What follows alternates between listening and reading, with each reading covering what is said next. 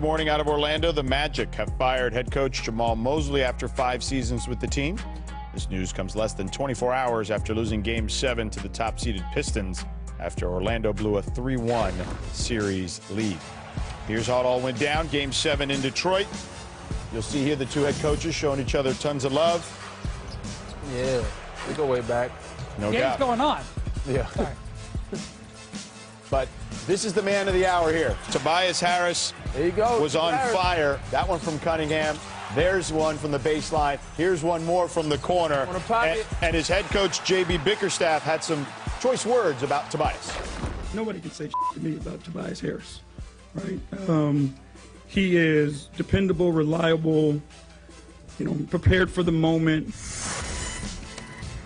Yeah. And then, of course, a little over 8 minutes left the third quarter. Cunningham drives here. He gets the layup. Strong layup. Pistons up 15. Under a minute left in the third. Pistons up big. Dennis Jenkins. Welcome to the playoffs. At the buzzer. Oh, my mama.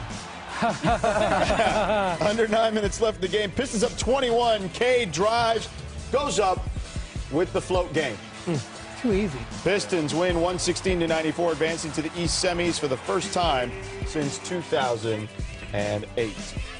Cade Cunningham with a historic first round as he becomes the 6th different player in NBA history with at least 225 points and 50 assists in a playoff series, joining this illustrious group of Giannis, Luka, LeBron, Jerry West, and Oscar Robertson. Here's Cade after the game with Lisa Salters. They really pushed us to the limit. We've grown a lot because of this series, because of that team and the way that, they pushed us. So, huge credit to them. And, we're ready to get to the second round and continue business. We've got to be better. And it doesn't start in April when the playoffs start. It starts in September, October, when we get everybody in the building. When you build habits, you create an environment where losing in the first round is not acceptable. It's not good enough.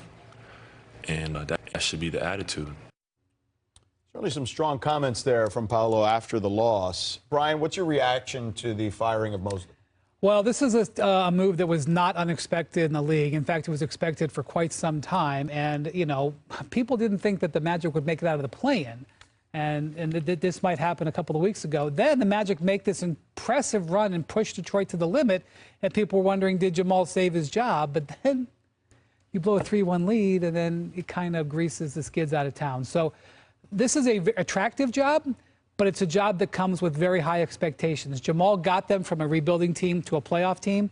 He couldn't take them to the next level. Now, after the Desmond Bane trade and the amount of money they've put in this roster, the expectation is going to be much higher, and that's why Jamal's out of a job. But I'm going to tell you something. He's very well respected.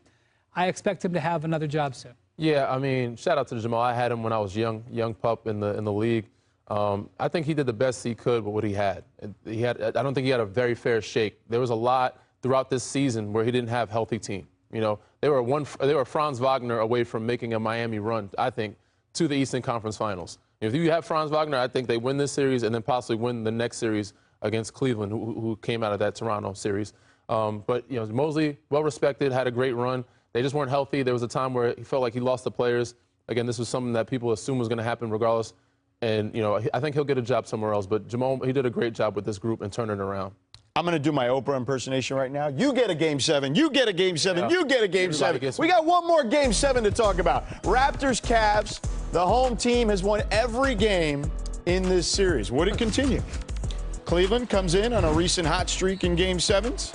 Cavs have won 4 straight Game 7s entering Sunday, which was tied for the 3rd longest winning streak in NBA history. Ooh, we remember that one. Yeah. So back to Sunday in the 3rd. Mitchell dribbles left, step back 3. Step back is so fun because he hops back with explosion. Minute and a half later, Mitchell inside for the layup. Scoop. Few minutes later, Raptors turn it over. There you go. Finally. Watch your head. This is the man of the third quarter. Hey. Yep. Jared Allen. Wow, they went up 20 in the third. And a minute later, Jalen Tyson can't connect, but Allen there for the putback. On the glass, doing the dirty work. 8 offensive rebounds. Allen joins LeBron as the only Cavs player with 20 points, 15 boards in a Game 7. The Cavaliers are looking to return to the finals for the first time since being swept by the Warriors in 2018. For the other 3 teams left in the East, it's been over 20 years since they last made the NBA Finals. Cavs and Pistons second round series starts tomorrow, and there's noticeable Boston-sized vacancy at the moment in the East bracket. So, Brian, what's your view of the East at the moment? Look, I know we're at the point in the calendar where we all make predictions, and I wish everybody who's making those predictions luck, because I have no idea how this round is going to go. We just saw 3 of the 4 series in the East go to 7 games. I think both of these are primed to go to 7 games. All 4 of these teams could not only win this series, I think all 4 of these teams, under the right circumstances, can win the entire Eastern Conference. So I expect this to be high drama, high stakes, a 4th, and frankly, a lot of, ups and downs. There's going to be, these teams are going to look bad at times, and they're going to look good at times. You better settle in for it. Yeah, all 4 of these teams also that are still standing, remaining in the Eastern Conference, has a player that is under pressure.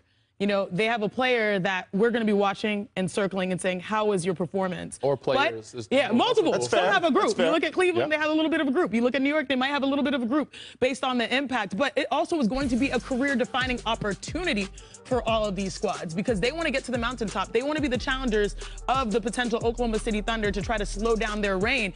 And when you break them down, the Sixers, that player that we have an eye on is Joel Embiid, for obvious reasons. He's healthy-ish at the right time, but his numbers are showing up in a big way. New York, Brunson and Cat, will they be able to right the wrongs of last year? And you think about if the impact, if they don't win, we might look at a reconstruction in New York. Detroit, Cade Cunningham is probably the person shouldering the heaviest load. Yeah. His production dictates their success more than anyone else. It's like a straight linear line. And then the Cavs, James Harden, the question marks about how he goes later in the series. That's why he went to Cleveland, so he's not that number 1.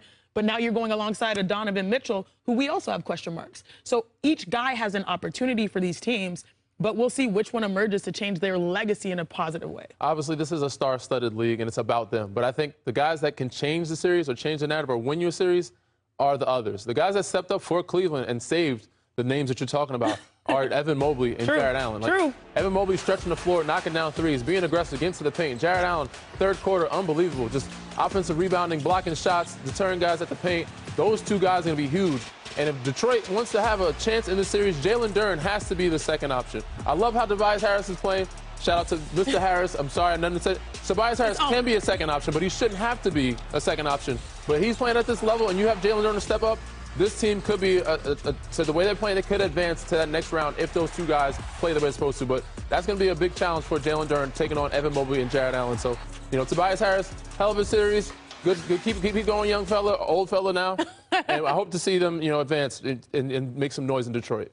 This could be wild to say. I think Detroit might be the team with the least pressure on them, but we'll see. Yeah. Coming up, we have the very latest on Anthony Edwards' status tonight ahead of Game 1 against Wemby and the Spurs. Don't go anywhere.